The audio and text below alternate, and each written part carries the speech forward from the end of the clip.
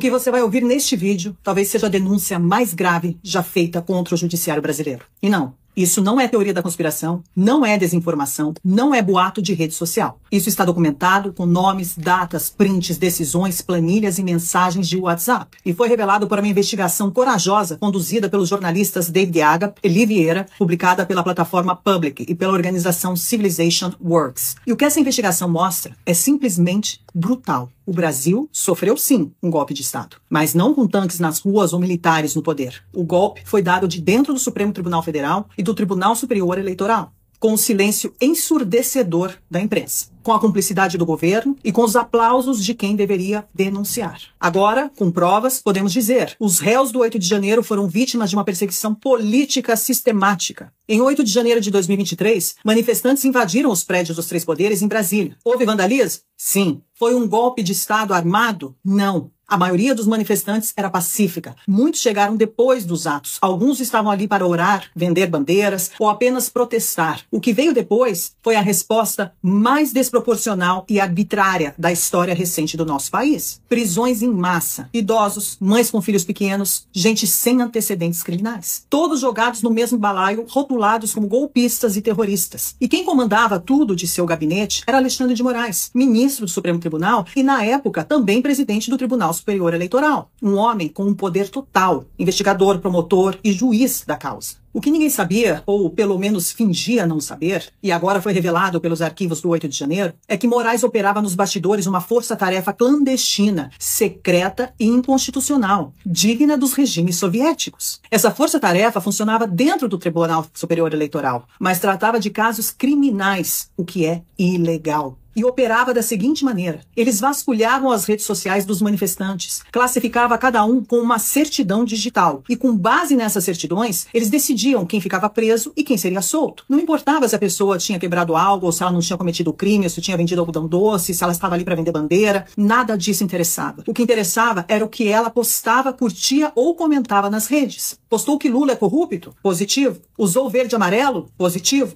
Compartilhou memes sobre as urnas eletrônicas? Positivo. Se a sua certidão era positiva, você continuava preso e ponto.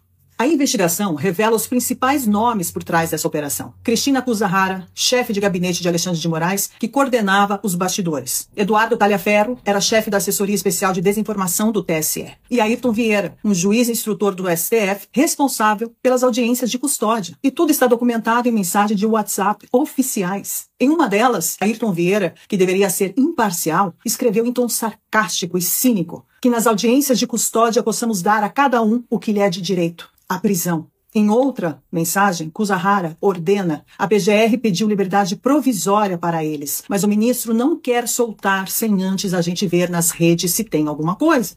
Ou seja, as prisões estavam sendo mantidas de forma ilegal, enquanto a equipe de Moraes, ou melhor, a Gestapo de Moraes, vasculhavam as redes sociais dos presos. Um dos casos mais absurdos é de um vendedor ambulante, Ademir Domingos Pinto da Silva. Foi preso mesmo sem ter participado da invasão. Ele estava lá só para vender bandeiras e foi classificado como positivo por tweets de 2018 criticando Lula e o PT. Ele passou 4 meses na prisão e agora ele usa tornozeleira eletrônica. Uma mulher foi classificada como positiva por compartilhar uma petição com 0 visualizações. A pastora Marisa Lobo, de São Paulo, foi condenada a 17 anos de prisão por ter ido rezar em Brasília. A aposentada Vildete da Silva Guardia, de 74 anos, foi presa por engano. Depois de 21 dias e um sangramento intestinal, ela foi libertada. Os dados ilegais e o sistema paralelo para identificar os manifestantes, a equipe de Moraes acessou bancos de dados sigilosos, e esse é o ponto gravíssimo. Ele acessou a GestBio, que é a biometria facial e impressões digitais de todos os eleitores do Brasil. Ele acionou a Receita Federal, ele acionou a RENAC, que é o cadastro de motoristas, tudo isso sem ordem judicial. Esses dados foram cruzados com postagens e redes sociais para montar dossiês secretos. Foram emitidas 1.398 certidões. Quem tinha certidão positiva, mesmo sem ter cometido crime, continuava preso. Através dessa denúncia, juristas de peso se manifestaram. Marco Aurélio de Mello, o ex-ministro do STF, disse que essas são penas de assassinos e não de manifestantes. O especialista em liberdade de expressão, André Marcília, escreveu que o mesmo órgão que julga está produzindo as provas, e isso é autoritarismo. Ives Gandra Martins, grande jurista, disse que Moraes criou uma força de repressão que a Constituição jamais previu.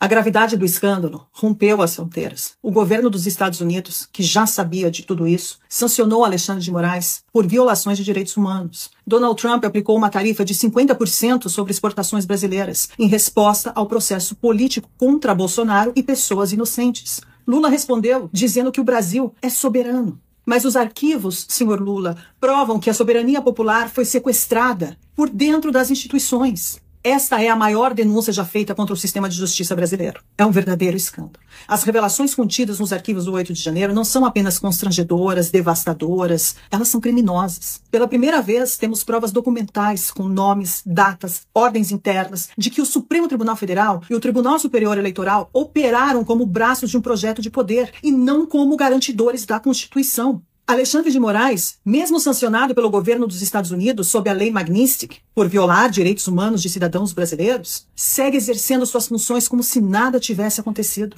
Não pediu afastamento, não foi investigado, não se explicou à nação. Pelo contrário, ele respondeu às denúncias com ainda mais autoritarismo. No dia seguinte, as manifestações massivas que tomaram as ruas do Brasil em dezenas de cidades, denunciando a escalada da censura, da repressão e do arbítrio judicial, Moraes decretou prisão domiciliar contra Jair Bolsonaro, sem novo fato, sem crime em flagrante, sem justificativa que se sustente à luz do direito. A reação imediata de um togado acuado não foi argumentar com provas, foi calar com tornozeleiras eletrônicas todos os seus opositores políticos. O verdadeiro golpe de Estado no Brasil não partiu das ruas, partiu dos gabinetes blindados das mais altas cortes da República. Um golpe sem armas, mas com algoritmos, sem tanques, mas com biometria facial, planilhas e hashtags invadidas e manipuladas. Um golpe que substituiu o devido processo legal por grupos de WhatsApp secretos, que usou a máquina do Estado para punir quem ousou expressar opinião contrária ao regime vigente. E que agora, diante da exposição pública dos seus métodos, dobra a aposta.